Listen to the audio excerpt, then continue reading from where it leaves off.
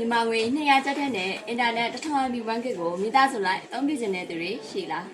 ဒါဆိုရင်တော့လူကြီးမင်းတို့ရဲ့အိမ်မှာဈေးနှုန်းတက်တာပြီးလိုင်းဆွဲရအရင်ကောင်းတဲ့ Wi-Fi ဆက်လေးတစ်လုံးရှိဖို့တော့လိုပြီနော်အင်တာနက်အသုံးများတဲ့လူကြီးမင်းတို့အတွက်ဈေးနှုန်းသက်သာပြီးတော့လိုင်းဆွဲရအရင်ကောင်းတဲ့ Wi-Fi ဆက်လေးနဲ့မိတ်ဆက်ပေးမှာမို့လို့ဒီဗီဒီယိုလေးကိုအဆုံးထိကြည့်သွားပြီနော်ဒီ Wi-Fi လေးတွေရဲ့အဓိကအားသာချက်ကတော့လစဉ်ကြီးကို9000အောင်စပြီးတော့ပေးဆောင်လို့ရမယ်။တွားလျာနေရာမှာလည်းတည်ယူပြီးတော့အသုံးပြုလို့ရမယ်။တောရွမြို့ပါမကျန်နေရာဒေသမရွေးအသုံးပြုလို့ရမယ်။စက်ထဲမှာဘက်ထရီပါပြီးသားမလို့မီးပြည့်ရင်တောင်မှတစ်ချက်ရပါတဲ့ဘက်ထရီလေးနဲ့အသုံးပြုလို့ရမယ်။ကျိုးမဲ့ Wi-Fi မလို့တက်စင်ကြမလို့ပဲနဲ့အိမ်ရောက်ပြီဆိုတာနဲ့မီးပလက်ထုတ်ပြီးတော့အသုံးပြုလို့ရမှာပဲဖြစ်ပါရဲ့ရှင်။လူကြီးမင်းတို့နှစ်သက်သဘောကြလို့မှာယူခြင်းနဲ့ဆိုလို့ရှိရင်လုံးဝငွေကြိုလဲစရာမလိုပါဘူးရှင်။ EC ရောက်ငွေချေစနစ်အိမ်ရောက်ငွေချေစနစ်နဲ့မှာယူနိုင်ပါတယ်ရှင်။ဘယ်လိုမှာရမလဲဆိုရင်တော့လူကြီးမင်းတို့ရဲ့အမည်နေရလိပ်စာဖုန်းနံပါတ်အတိအကျတို့ကို Messenger မှာပဲဖြစ်ဖြစ် Viber ဖုန်းဆက်ပြီးတော့ပဲဖြစ်ဖြစ်ဆက်သွယ်မှာယူနိုင်သလိုဒီဗီဒီယိုလေးရဲ့ comment မှာလည်းပဲ site ဖုန်းနံပါတ်လေးတွေချပေးထားပါရဲ့ရှင်အဲ့ဒီဖုန်းနံပါတ်ကလေးတွေကိုလည်းဆက်သွယ်ပြီးတော့မှာယူလို့ရပါရဲ့ရှင်